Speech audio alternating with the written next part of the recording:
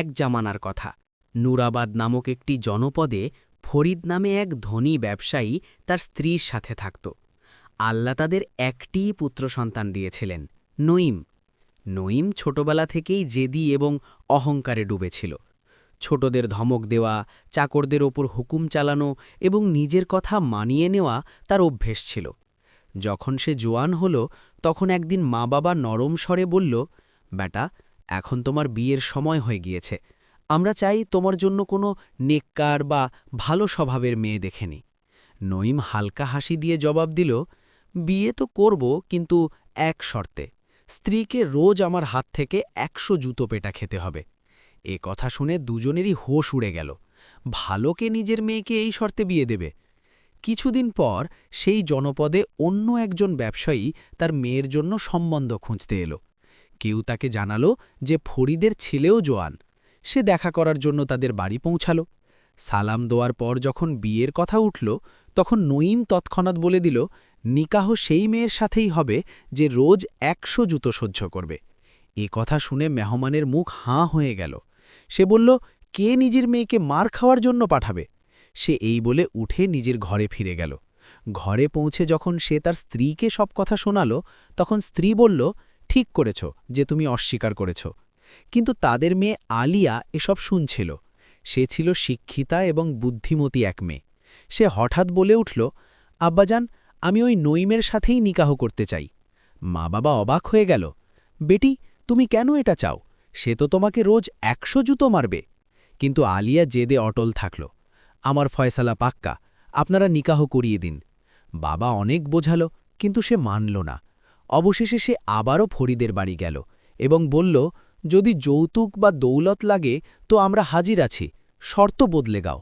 নঈম গম্ভীরভাবে বলল, না ১ পয়সা চাই, না কোনো ধন সম্পদ, শর্ত ওটাই থাকবে। বাধ্য হয়ে সম্বন্ধ ঠিক হয়ে গেল। বিয়ের দিন বরযাত্রী এলো এবং আলিয়া বউ হয়ে নঈমের ঘরে চলে এলো। শ্বশুরবাড়িতে তাকে খুব উষ্ণ অভ্যর্থনা জানানো হলো।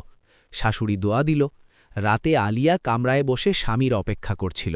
নঈম এলো, জুতো খুলল এবং বলল, মাথা সামনে করো, আজকের ১০০ জুতো বাকি আছে। আলিয়া হেসে বলল, দেখুন, ১০০ জুতো মারতে চাইলে শখ করে মারুন, আমার কোনো আপত্তি নেই। আমি সব কিছু জেনেই আপনাকে বিয়ে করেছি, তাই ডরানোর কিছু নেই। কিন্তু একটি প্রশ্নের জবাব অবশ্যই দিন। আমার মা বাবা আমাকে জন্ম দিয়েছেন, লালন পালন করেছেন, শিক্ষা দিয়েছেন, এত যৌতুক দিয়েছেন, কিন্তু আজ পর্যন্ত একটি জুতোও মারেননি। আপনি কোন অধিকারে মারবেন? সে একটু থামল, তারপর বলল, আপনার কামাইয়ের ১ গ্লাস পানিও আমি এখন পর্যন্ত পান করিনি। যে খাবার পেয়েছি তা আপনার মায়ের মেহনত অথবা আপনার বাবার টাকার ছিল। যতক্ষণ আপনার কামাই থেকে কিছু না খাচ্ছি, ততক্ষণ আপনাকে মারার অধিকার আপনি কিভাবে পাবেন? আগে উপার্জন তো করুন। নঈমের চেহারা থেকে অহংকারের হালকা ছায়া গায়েব হয়ে গেল। কথার ওজন ছিল। চুপচাপ উঠে বাবা মায়ের কাছে গিয়ে পৌঁছাল। পুরো ঘটনা শোনাল। ফরিদ ছেলেকে দেখে বলল, বেটা, বউ ঠিক বলেছে, আমাদের টাকা তোমার ৭ প্রজন্মের জন্য যথেষ্ট। কিন্তু এটাও বাস্তব যে এখন পর্যন্ত তুমি নিজে কিছু আয় করনি। এ কথা শুনে নঈমের মনে চোট লাগল। পরের দিনই ইরাদা করল যে এখন নিজের ব্যবসা করবে। বাবাও সামুদ্রিক ব্যবসা করত, বড় জাহাজে মালপত্র ভরে অন্য শহর ও দেশে পাঠাত। নঈম বলল, আব্বা, একটা জাহাজ আর কিছু দামি মালপত্র দিন, আমি নিজে মেহনত করে আয় করে আনব। ফরিদ অনুমতি দিল, কিছু মালপত্র দিল এবং ছেলে বিদায় নিয়ে সফরে বের হল। বিদায় নেবার সময় স্ত্রীর কাছে এসে বলল, ফিরে এসে নিজের কামাই থেকে তোমাকে খাওয়াবো, পড়াবো, তারপর প্রতিদিনের হিসেবে ১০০ জুতো পুরা করব। আলিয়া হেসে বলল, ঠিক আছে, যখন ফিরে আসবে তখন মাথা নত পাবে। নঈম জাহাজে সাওয়ার হল, অহংকার ভরা হাসি নিয়ে। মা বাবাও মনে মনে দোয়া করছিল যে হয়তো এই সফর ছেলেকে বদলে দেবে। অনেক দিনের সফর পার করে এক বন্দরে জাহাজ থামাল। নোঙন ফেলে একটু শহরের দিকে এগিয়ে গেল। রাস্তায় একজন লোক নজরে এলো, হাতে লাঠি, এক চোখে পটি বাঁধা। কাছে এসে বলল, আচ্ছা, এবার তুমি এসেছ, তোমার বাবা আসেনি? নঈম অবাক হল, এ কে যে তাকে চেনে? বলল, আমি তোমাকে কখনো দেখিনি, পরিষ্কার করে বলো তুমি কে? ওই লোক আস্তে করে বলল, আগেরবার তোমার বাবা এসেছিল, আমার টাকার দরকার ছিল, আমি আমার এক চোখ তার কাছে বন্ধক রেখে ৫০০ স্বর্ণমুদ্রা নিয়েছিলাম। ওই এক চোখের লোকটা বলল, আমার পরোয়া নেই যে তুমি না তোমার বাপ, আমার শুধু নিজের চোখ ফেরত চাই। এই নাও তোমার 500 মুদ্রা, আর আমার চোখ ফিরিয়ে দাও। নঈম অবাক হল। আমার কাছে তো কোনো চোখ নেই, আর না আমার বাবা তোমার কথা কখনো বলেছে। তারপর আস্তে করে বলল, এখন তো এটা সম্ভব নয়, পরের বার আসব তখন চোখ সাথে নিয়ে আসব। আপাতত কিছু টাকা নিয়ে মামলা খতম করো। লোকটা বলল, ঠিক আছে, এখন 500 দিয়ে দাও, বাকি ওয়াদা মনে রেখো। টাকা নিয়ে সে গায়েব হয়ে গেল। নঈম স্বস্তির নিঃশ্বাস নিল। যাক, অন্তত বড় বিপদ থেকে বাঁচা গেল। এই কথা ভাবতে ভাবতে শহরের দরজায় ঢুকতেই সামনে থেকে এক লোক ক্রাচে ভর দিয়ে খুঁড়িয়ে আসতে দেখল। কাছে আসতেই বলল, হ্যাঁ, তো এবার তুমি এসেছ, তোমার বাবা আসেনি? তারপর তাচ্ছিল্যের হাসি হেসে বলল, বড় চালাক বেরুলো তোমার বাপ। আমার এক পা বন্ধক রাখা আছে তার কাছে, আর এখন তোমাকে পাঠিয়ে দিল। নঈমের কপালে ভাঁজ পড়ল। তুমি কেমন কথা বলছ? আমি তোমার পা সম্পর্কে কিছু জানি না। লোকটা লম্বা শ্বাস ফেলে বলল, আগেরবার তোমার বাবা এসেছিল, সে সময় আমার টাকার দরকার ছিল। আমি 500 বদলে আমার পা বন্ধক রেখেছিলাম। এখন আমার কাছে টাকা আছে, এই নাও, আর আমার পা ফেরত দাও। নঈমের জন্য এসব অবিশ্বাস্য ছিল, কিন্তু যেহেতু বাইরের দুনিয়া প্রথমবার দেখছে, সে বেশি প্রশ্ন করল না। এখন আমার কাছে তোমার পা নেই, পরের বার আনব। আপাতত টাকা নাও আর কথা শেষ করো।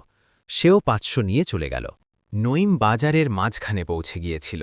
আশপাশের দোকান আর মালপত্র দেখে ভাবছিল এখান থেকে কি কিনে নিয়ে যেতে পারে।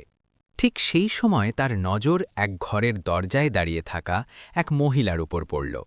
ওই মহিলা খুব গভীরভাবে নঈমকে দেখছিল। নঈমের হাঁটার গতি ধীর হয়ে গেল। ওই মহিলা এত সুন্দরী ছিল যে দেখার পর চোখের পলক ফেলা দেয়। কিছুক্ষণ পর মহিলা হাতের ইশারায় তাকে কাছে আসতে বলল। নঈম যেন কোনো আকর্ষণে টেনে তার কাছে পৌঁছে গেল। মহিলা হেসে বলল, মনে হচ্ছে তুমি এখানে নতুন এসেছ। নঈম মাথা নাড়ল। তাহলে তুমি আমাদের মেহমান হলে? আমাদের এখানে নিয়ম আছে যে মেহমানকে সোনার পেয়ালায় দুধ খাইয়ে স্বাগত জানানো হয়। এই বলে সে বুঝতে ইশারা করে ভেতরে চলে গেল। কিছুক্ষণ পর সে একটি সোনার পেয়ালায় ভরা দুধ নিয়ে এলো। নঈম নিয়ম বুঝে পেয়ালাটি এক নিঃশ্বাসে খালি করে দিল।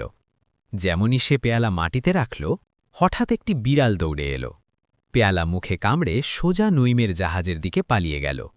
বিড়ালটি পেয়ালা জাহাজের ভেতরে লুকিয়ে ফেলল আর ফুর্তিতে ফিরে এলো। নঈমই চালাকি বিন্দুমাত্র টের পেল না। যখন সে যাওয়ার জন্য উঠল, তখন মহিলা বলল, যেতে যেতে আমার সোনার পেয়ালাটা তো ফেরত দিয়ে দাও। নঈম অবাক হয়ে ওই জায়গাটা দেখল যেখানে পেয়ালা রেখেছিল, কিন্তু ওটা গায়েব ছিল। সে বলল, আমি তো এখানেই রেখেছিলাম। মহিলা তাচ্ছিল্যের হাসিতে বলল, না, তুমি ওটা নিজের জাহাজে পাঠিয়ে দিয়েছ।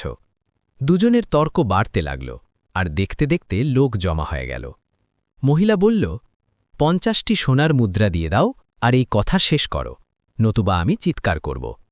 নঈম অস্বীকার করল, আমি কেন দেব যখন আমি চুরিই করিনি? এমন সময় কোতোয়াল সেখান দিয়ে যাচ্ছিল। কথা শুনে সে নঈমকে ধরে সরাসরি বাদশার দরবারে নিয়ে গেল। বাদশাহ ওই মহিলার কথায় বিশ্বাস করে নঈমের জাহাজ জব্দ করে নিল এবং 6 মাসের জেল সাজা শুনিয়ে দিল। 6 মাস জেল খাটার পর নঈম যখন বাইরে এলো, তখন তার কাছে কিছুই বেঁচে ছিল না। খালি হাতে গরিব এবং সহায়হীন হয়ে সে রাস্তায় রাস্তায় ঘুরছিল। ওই সময় তার দেখা হলো এক লোকের সাথে। সে জিজ্ঞেস করল, তুমি কে আর এখানে কেন ঘুরছ? নঈম নিজের পুরো কাহিনী শোনাল। শুনে ওই লোকের মায়া হল এবং বলল, এই জায়গা হল ঠগনগর, যে একবার ভেসে যায় তার বেরুনো মুশকিল। যদি থাকার জায়গা না থাকে তো আমার সাথে থাকো। আমি গান গেয়ে রুজি কামাই করি, তুমি মহিলার বেশ ধরে নেচে নিও, এভাবে আমরা খাবারের ব্যবস্থা করে নেব। নঈমের কাছে অন্য কোনো রাস্তা ছিল না, তাই সে রাজি হয়ে গেল। দুজনে নাচ গানের সিলসিলা শুরু করল, আর এভাবে 8 মাস কেটে গেল। এদিকে নঈমের স্ত্রী অপেক্ষা করছিল। 8 মাস পার হওয়ার পরও স্বামী ফিরে না এলে সে শ্বশুর শাশুড়িকে বলল, আমি নিজে গিয়ে খুঁজব। শ্বশুর বলল, এত বড় দুনিয়ায় কোথায় খুঁজবে? সে জবাব দিল, স্বামী আমার জন্য গিয়েছে, ফেরতও আমিই নিয়ে আসব। আপনারা আমাকে 5টা জাহাজ আর কিছুটা ধন সম্পদ দিন। শ্বশুর 5টা জাহাজ আর দামি জহরত দিল এবং দোয়া করে বিদায় দিল। স্ত্রী পুরুষের বেশ ধরল এবং শ্বশুরের পরামর্শে 5 জন বিশ্বস্ত লোক আর একটি প্রশিক্ষণপ্রাপ্ত কুকুর সাথে নিল। 4 দিন সফরের পর জাহাজ একটি জনপদের কাছে থামল। সে তার লোকদের বলল, আমার মনে হয় সে এখানেই আছে। তোমরা সবাই জাহাজে থাকো, আমি একা দেখছি। ঠিক ওই সময় এক চোখের লোকটা এসে বলল, বেটা, এবার তোমার পিতা আসেনি? আগেরবার তিনি আমার এক চোখ ৫০০ টাকায় বন্ধক রেখেছিলেন। এখন তুমি এসেছ, তো আমার চোখ ফেরত দাও। এই নাও ৫০০ টাকা। স্ত্রী দেখেই বুঝে নিল যে এই লোকটা ঠগ, আর এই জায়গাটা ঠগনগর। তার সন্দেহ হল যে হয়তো নইমও এখানেই কোথাও ফেসে গিয়েছে। সে সঙ্গীদের চোখের ইশারায় বলল, ভাইয়েরা, কাকার চোখ জাহাজেই আছে, গিয়ে খুঁজে আনো। লোকগুলো কিছুক্ষণ খোঁজার ভান করল, তারপর বলল, হুজুর, চোখের জোর মিলছে না। সে তৎক্ষণাৎ বলল, তাহলে এমন করো, ওর দ্বিতীয় চোখটাও বের করে নাও, আর জাহাজে নিয়ে গিয়ে মিলিয়ে দেখো। এ কথা শুনে এক চোখের লোকটা হাত জোর করে মিনতি করতে লাগল, আমার ওপর রহম করো, দ্বিতীয় চোখ বের করো না, আমার কোনো চোখ লাগবে না। এই বলে সে দৌড়ে পালিয়ে গেল। সঙ্গীরা বলল, হুজুর, এখানকার লোক খুব ধূর্ত, আমরা আপনাকে একা ছাড়তে পারি না। স্ত্রী দুজন সঙ্গীকে সাথে নেওয়ার কথা বলল, আর বাকি তিনজনকে হুকুম দিল ৪টে জাহাজের হেফাজত করতে। প্রশিক্ষণপ্রাপ্ত কুকুরটিও জাহাজেই লুকিয়ে রাখা হল। সে দুজন সঙ্গীকে নিয়ে নগরের দিকে চলল। দরজায় পৌঁছালে ওই ল্যাংড়া লোকটা এলো এবং বলল, এবার তোমার পিতা আসেনি? আগেরবার আমি আমার পা ৫০০ টাকায় বন্ধক রেখেছিলাম, এখন তুমি এসেছ তো আমার পা ফেরত দাও আর তোমার ৫০০ টাকা নিয়ে নাও। স্ত্রী বুঝে গেল এটাও ঠগ। নরম স্বরে বলল, আমাদের জাহাজে অনেক পা আছে, জানি না কোনটা তোমার। এমন করো, এই দ্বিতীয় পাও দিয়ে দাও, যাতে জোর মিলিয়ে চিনতে পারি। সঙ্গীদের ইশারা করল যে কাকার পা কেটে নাও। এই কথা শুনে ল্যাংড়া লোকটা ঘাবড়ে গেল এবং হাত জোর করে বলল, থাক থাক, পা চাই না, শুধু যেতে দাও। এক পায়ে লাফাতে লাফাতে সে পালিয়ে গেল। স্ত্রী আওয়াজ দিল, আরে কাকা, পা তো নিয়ে যাও। কিন্তু সে পলকে নজর থেকে আড়াল হয়ে গেল। স্ত্রী আর সঙ্গীরা হাসতে লাগল। তারপর তারা এগিয়ে গেল এবং বাজারে পৌঁছাল। বাজারে যেতে যেতে স্ত্রী দেখল এক সুন্দরী মহিলা দরজায় দাঁড়িয়ে তাকে দেখছে। তার ইশারায় স্ত্রী কাছে গেল এবং জিজ্ঞেস করল, কেন দেখেছেন আমাকে? মহিলা হেসে বলল, মনে হচ্ছে তুমি ভিনদেশী। আমাদের এখানে প্রথা আছে মেহমানকে সোনার গ্লাসে দুধ খাইয়ে খুশামদি জানানো হয়। স্ত্রী হেসে বলল, যদি প্রথা হয় তাহলে আমরা কেন অস্বীকার করব? ওই মহিলা ভেতরে গেল, সোনার গ্লাসে দুধ ভরে আনল। স্ত্রী দুধ খেল এবং গ্লাস একপাশে রেখে দিল। যেমনই গ্লাস রাখল, একটি বিড়াল ঝাঁপিয়ে পড়ে গ্লাস মুখে নিয়ে দৌড়ে জাহাজের দিকে চলে গেল। জাহাজের কাছে পৌঁছাতেই বিড়ালটিকে সেখানে থাকা কুকুরটি দেখে ফেলল এবং জোরে ঘেউ ঘেউ করতে লাগল। আওয়াজ শুনে স্ত্রীর বাকি ৩ সঙ্গী সতর্ক হয়ে গেল। তারা বিড়ালটিকে তাড়িয়ে দিল, কিন্তু সে গ্লাস নিয়ে আবারও ওই মহিলার ঘরে গিয়ে লোকাল। স্ত্রী যখন ওঠার উপক্রম করল, মহিলা বলল, ভিনদেশী, দুধ তো খেলে, এবার আমার সোনার গ্লাস দিয়ে দাও। স্ত্রী বলল, আমি তো এখানেই রেখেছিলাম, এখন কোথায় গেল জানি না। মহিলা চিৎকার করতে শুরু করল, লোকেরা দেখো, এই ভিনদেশী আমার সোনার গ্লাস চুরি করে নিয়ে গিয়েছে। কথা শুনেই কোতোয়াল চলে এলো। সে বলল, ভিনদেশী, গ্লাস ফেরত দাও। স্ত্রী অস্বীকার করল এবং বলল, আমি নিইনি, চাইলে জাহাজে তল্লাশি নিন। জাহাজে তল্লাশি নেওয়া হলো, কিন্তু সেখানে কিচ্ছু পাওয়া গেল না। স্ত্রী হুঙ্কার দিয়ে বলল, এবার এই মহিলার ঘরে তল্লাশি নিন, হতে পারে সে নিজেই গ্লাস লুকিয়ে মিথ্যে অপবাদ দিচ্ছে। কোতোয়াল ঘরে তল্লাশি নিলে খাটের নিচে বিড়ালটি গ্লাস কামড়ে বসেছিল। এটা দেখে কোতোয়াল মহিলাকে গ্রেফতার করে নিল। স্ত্রী স্বস্তির নিঃশ্বাস নিল এবং আবার স্বামীর খোঁজে বাজারের দিকে গেল। মোড়ে এক লোক গান গাইছিল এবং তার সাথে এক মহিলা নাচছিল। কাছে গিয়ে স্ত্রীর মন বলল, এই চেহারা তো চেনা চেনা। সঙ্গীদের ইশারা করল, ওদের দুজনকে নিয়ে আসা হলো।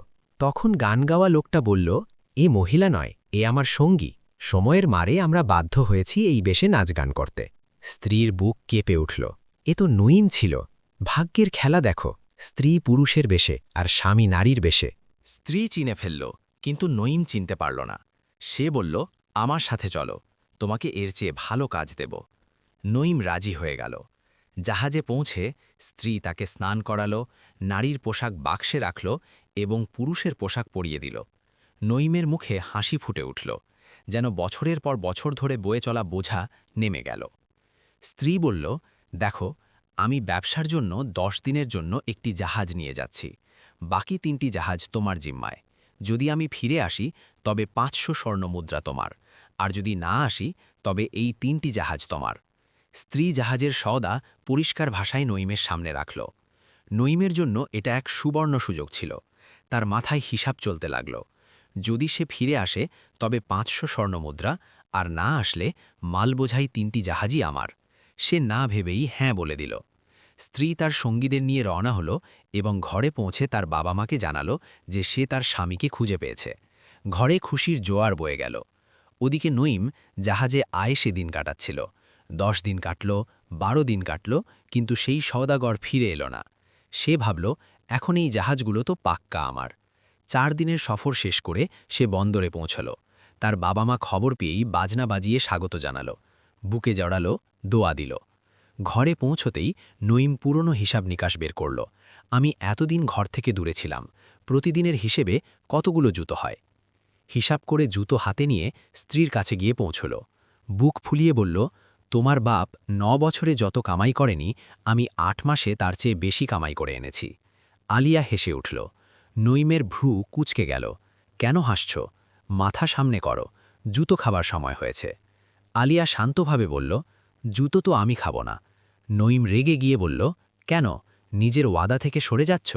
আলিয়া তেজস্বী স্বরে বলল, এই দৌলত কি আসলেই তুমি কামাই করেছ, নাকি কেউ খায়রাত দিয়েছে? এ কথা শুনে নঈমের বুক ধক করে উঠল। একে সব কে জানালো? সে ঘাবড়ে গেল। স্ত্রী ভেতরে গেল এবং একটি বাক্স বের করে আনল। বাক্স খুললে ভেতরে সেই নারীর পোশাকগুলো রাখা ছিল যা নঈম মোড়ে নাচ করার জন্য পড়েছিল। নঈমের মুখ লাল হয়ে গেল। স্ত্রী বলল, যে সওদাগর তোমাকে ওই জিল্লেতি থেকে বের করেছে সেটা আমিই ছিলাম। যে জাহাজগুলোর পাহারা তুমি দিয়েছ সেগুলো আমার। নঈমের অহংকার মুহূর্তে ভেঙে চুরমার হয়ে গেল। হাত জোর করে বলল, খোদার দোহাই, এ কথা এখানেই থাকতে দাও, কাউকে বলো না আমি কোন হালে ছিলাম। আলিয়া দুষ্টুমি করে বলল, তাহলে আর 100 জুতো মারবেন না জনাব? নঈম নম্রভাবে বলল, না, বরং তুমি চাইলে রোজ আমাকে মেরো, শুধু এই রাজ কারো কাছে ফাঁস করো না। এভাবে দুজনে হেসে একে অপরকে মাফ করল এবং তাদের নতুন জীবন মহব্বত ও শান্তির সাথে কাটাতে লাগল।